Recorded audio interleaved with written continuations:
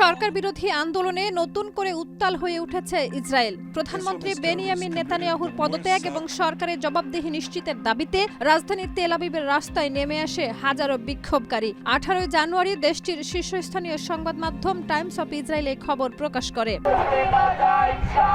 প্রতিবেদনে বলা হয়, গত বছরের 7 অক্টোবর ইসরায়েলে চালানো ভয়াবহ ফিলিস্তিনের স্বাধীনতাকামী সংগঠনের হামলার পেছনের ব্যর্থতা, গোয়েন্দা ত্রুটি এবং রাজনৈতিক দায় নিরূপণে একটি স্বাধীন ও নিরপেক্ষ রাষ্ট্রীয় তদন্ত কমিশন গঠনের দাবিতে এই বিক্ষোভ আয়োজন করা হয়। আন্দোলনকারীদের অভিযোগ, ওই হামলার পর গাজায় যুদ্ধ শুরু হলেও হামলা ঠেকাতে ব্যর্থতার দায় নিতে নারাজ নেতানিয়াহু প্রশাসন, বরং রাজনৈতিক দায় এড়িয়ে যাওয়ার চেষ্টা করছে সরকার।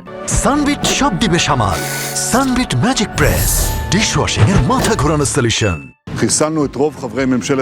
বিক্ষোভকারীরা মনে করছেন, দেশের ইতিহাসে অন্যতম বড় নিরাপত্তা বিপর্যয়ের পরও প্রধানমন্ত্রী দায়িত্বে থেকে যাওয়া অনৈতিক এবং গণতান্ত্রিক চেতনার পরিপন্থী। এই ক্ষোভ থেকেই তেল আবিবের কেন্দ্রীয় সড়কগুলো জনসমুদ্রে পরিণত হয়। আন্দোলনকারীদের হাতে ছিল নেতানিয়াহু বিরোধী প্ল্যাকার্ড, যেখানে সরকারের ব্যর্থতা ও পদত্যাগের দাবি স্পষ্টভাবে তুলে ধরা হয়। স্লোগানে স্লোগানে মুখর হয়ে ওঠে পুরো এলাকা।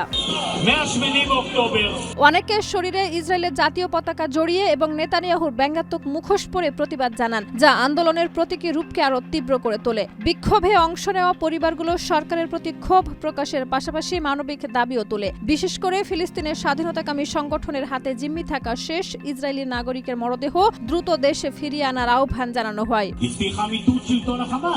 বিক্ষোভকারীদের ভাষ্য, এই যুদ্ধ ও রাজনৈতিক সংকটের বোঝা সাধারণ মানুষ বহন করছে, অথচ নীতি নির্ধারকেরা দায় এড়িয়ে যাচ্ছেন। তাদের দাবি, সত্য উদ্ঘাটন ও দায় নির্ধারণ ছাড়া দেশে আস্থা ফেরানো সম্ভব নয়। আন্দোলনকারীরা সতর্ক করে বলেন, দাবি মানা না হলে সরকার বিরোধী আন্দোলন আরো বিস্তৃত তীব্র আকার ধারণ করবে।